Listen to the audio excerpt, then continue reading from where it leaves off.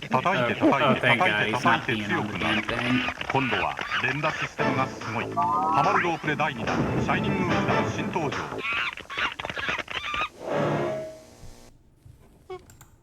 Honestly, I have no words for that. Okay, so as I've said a couple of times during this retrospective, Sega of America really dropped the ball on how they managed the Saturn.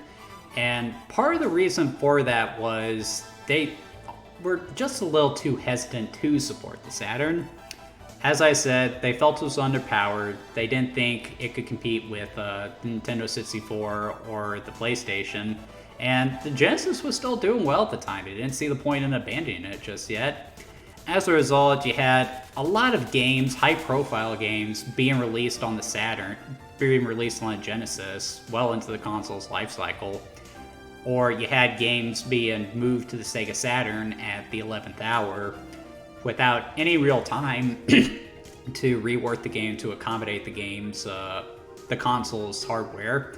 And one such game was Shining Wisdom, a spin-off of the Shining Force series that was originally supposed to be on the Sega Genesis and then 32X, and then finally landing on the Sega Saturn. And of course, they didn't put a lot of time into it to make sure that it really took advantage of the console's hardware, and it definitely shows, which I'm sure you guys can tell by the gameplay you see here, because these graphics do not impress on any front. Though I will say the music is pretty good. As for the game itself, the story centers around a young boy going on an adventure, fighting evil, you know, the typical stuff you expect to see in a game like this. It's basically, hey kid, you're the hero, go save the world. You've heard it a million times before, and I just get so tired of stories like this. This is part of why I don't really enjoy medieval fantasy all that much.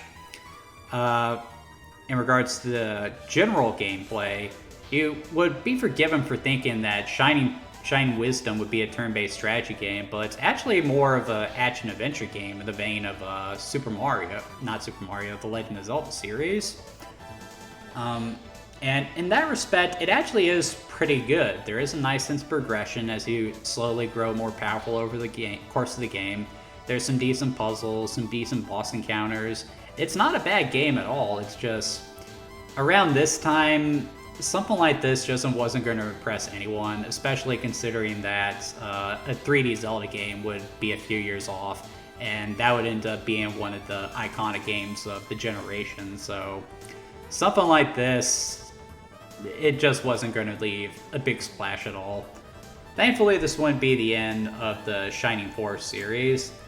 Shining Force would actually get a couple of games on the console, and next one would be Shining Holy Ark for the Sega Saturn, which was sort of a first-person RPG game. I guess not too dissimilar from something like Elder Scrolls, now that I think about it. This game was actually much better received and definitely took better advantage of the hardware at the time. There would also be Shining Force 3, which took the game back to its turn-based roots and is considered by a lot of people to be one of the best games on the console.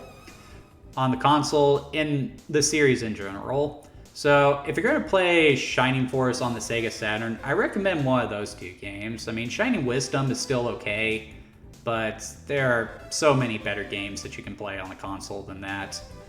But anyway, that's going to do it for Shining Wisdom, guys. Join me tomorrow as we take a look at the next game on our list.